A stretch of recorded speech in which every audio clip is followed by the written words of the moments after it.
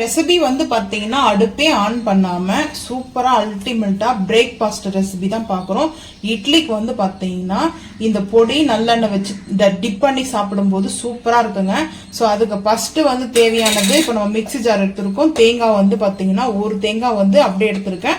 நம்ம உடைச்சி அது கட் பண்ணி எடுத்துக்கலாம், துருவி கூட எடுத்துக்கலாம். ஸோ ஒரு தேங்காவை நான் அப்படியே ஆட் பண்ணிக்கிறேன். இது ரொம்ப ரொம்ப ஈஸியான ரெசிபி தாங்க. ஸோ அதுக்கப்புறம் உரிச்ச பூண்டு, உரிக்காத பூண்டு இதெல்லாமே நான் வாஷ் பண்ணி தான் வச்சிருக்கேன். 5 பொருள் இருந்தால் மட்டும் போதுங்க. இந்த சட்னி அவ்வளோ டேஸ்டா இருக்கும். ஸோ நம்ம இப்போ காரத்துக்கு தேவையான அளவுக்கு காஷ்மீரி மிளகாய் பவுடர் தான் நான் வந்து சேர்த்திருக்கேன். 1 டீஸ்பூன் வந்து சேர்த்திருக்கேன். ஸோ அதுக்கப்புறம் வந்து பார்த்தீங்கன்னா கல் உப்பு கொஞ்சமாக வந்து சேர்த்திருக்கேன். இப்போ நம்ம வந்து 4 பொருள் சேர்த்திருக்கோம். 5வது பொருள் வந்து ஃபைனல் வந்து பார்த்தீங்கன்னா நம்மளுக்கு நல்லெண்ணெய் வந்து மிக்ஸ் பண்ணுறது தான். ஸோ இதெல்லாம் கொஞ்சம் பேஸ்ட்டாக கூட அரைச்சிக்கலாம் வேணும்னா. ஸோ இப்போ இதை அரைச்சி எடுத்துகிட்டு வந்துட்டு பார்க்கலாம் வாங்க. மிக்ஸி ஜார்ல இருந்து வந்து பாத்தீங்கன்னா அரைச்சி எடுத்துட்டு வந்தேங்க. மாத்தியாச்சு, இந்த பவுலுக்கு வந்து மாத்திட்டேன். ஸோ இப்போ வந்து பாத்தீங்கன்னா சுட சுட இட்லிங்க. ஸோ இட்லிக்கு வந்து பாத்தீங்கன்னா நம்ம இது போல மிக்ஸி ஜார் வந்து நான் வாஷ் பண்ணிட்டேன். வாஷ் பண்ணாமலே நம்ம தேங்காய் போட்டு அரைச்சிட்டு இருந்தோம், இன்னும் கொஞ்சம் உதிரி உதிரியா வரும். ஸோ இப்போ இது போல வச்சுட்டு இப்போ நல்லெண்ணெய் வந்து சேர்த்துக்கிறேன்.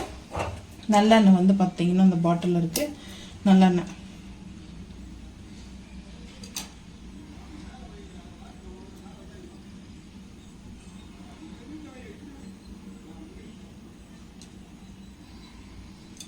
நல்லெண்ணெய் வந்து பார்த்தீங்கன்னா வேணான்னா நீங்கள் வந்து கீ கூட அப்ளை பண்ணிக்கோங்க, கோகனட் ஆயில் கூட வந்து சேர்த்துக்கலாங்க.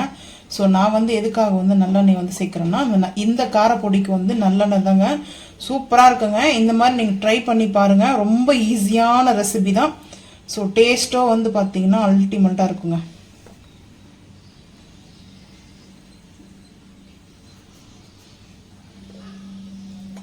நல்லெண்ணெயோட மிக்ஸ் பண்ணிட்டு மிக்ஸ் பண்ணியாச்சுங்க. மிக்ஸ் பண்ணிட்டு நம்ம இப்போ இட்லி வந்து பார்த்தீங்கன்னா ரொம்ப சாஃப்டாக இருக்கும். நான் வேற இட்லி வந்து எடுத்துக்கிறேன். ஸோ வந்து பார்த்தீங்கன்னா அது அப்படியே இருக்கட்டும்.